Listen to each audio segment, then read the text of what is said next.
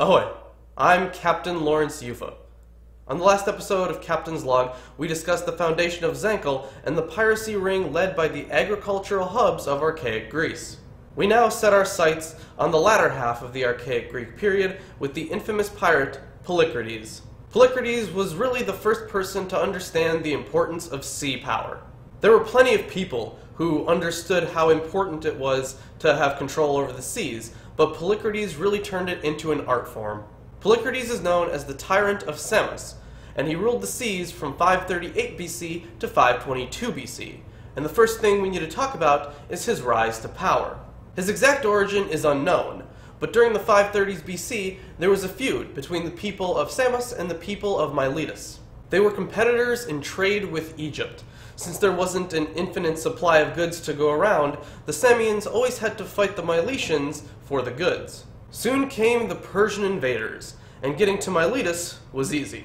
Miletus had no natural protection, unlike their enemies at Samos. The port of Samos was insulated by natural land masses, as you can see by this map, and it made takeover very difficult, because if you wanted to take over, you had to go in head on. Once Miletus was out of the picture, Polykrates could easily take control of the sea.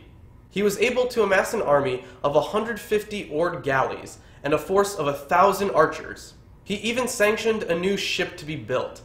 2 banked galleys were already popular in these days, but Polykrates' craft was a little bit different. They were called Samia, or Samos craft. The major difference is that they were bigger-bellied and bore-proud at the nose. This means that this ship was able to be a cargo carrier as well as a man-of-war. Polykrates had also built a sophisticated harbor. He built 2 large moles. A mole is like a pier, except it's made of stone and used to do things like break the waves. With his incredible fleet, amazing harbor, and perfectly protected port, Polykrates could literally take over the entire Aegean Sea. He even built an aqueduct to supply the city with fresh water. Polykrates was ahead of the game, and everybody knew it. Herodotus notes, all his campaigns were victorious, his every venture a success. His plundering raids were widespread and indiscriminate. He used to say that a friend would be more grateful if he gave him back what he had taken than if he had never taken it. He captured many of the islands and a number of towns on the mainland as well. Amongst other successes, he defeated at sea the Lesbians, who had sent their whole fleet to the help of Miletus. The prisoners he took were forced to dig, in chains, the whole moat which surrounds the walls of Samos. Because of his great success, he was able to befriend the king of Egypt, Amasis. Polykrates showed no signs of slowing down, so King Amasis sent him a letter. It is a pleasure to learn that a man who is a friend and an ally is doing so well. Yet I do not like your great and constant good fortune, because I know how jealous God is. I wish both for myself and those whom I care about a measure of success, along with some failure, and a life in which good fortune alternates with misfortune, rather than continuing uninterrupted. For I have never heard of anyone who was so fortunate all the time who did not end badly. As a matter of fact, in utter ruin. So I ask you to do what I suggest in the face of your perpetual and excessive prosperity. Decide what you value as most precious, what in your heart you would most deeply regret losing. Then throw it away, so that it may never be seen or possessed by anyone. After you have done this, if your good fortune goes on without any suffering, continue to find a cure in the way I advise. He ended up taking his advice, but Polykrates' fortune knew no bounds. He continued to plunder and conquer with great success.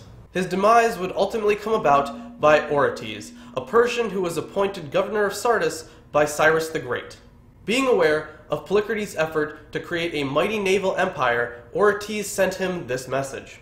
I have learned of your great ambitions, and that you do not have enough money to achieve them. If, however, you do what I suggest, you will win success and assure my safety as well. I have certain information that King Cambyses is plotting my death. If you come to my rescue and save not only me, but my money, you may take a share of it for yourself and leave the rest to me. With my wealth, you will be able to extend your power over all Greece. But this invitation was a trap. So when Polykrates went to go meet with Orestes, he was brutally murdered. The method itself wasn't described, but it was surely in a way that Polykrates was not worthy of. It was by no means an honorable death. According to accounts, he was actually crucified afterwards. Thus ended the story of Polykrates, the most infamous and powerful pirate in the archaic Greek era. But that's all for this episode. Till next time, fair winds, for we may never meet here again.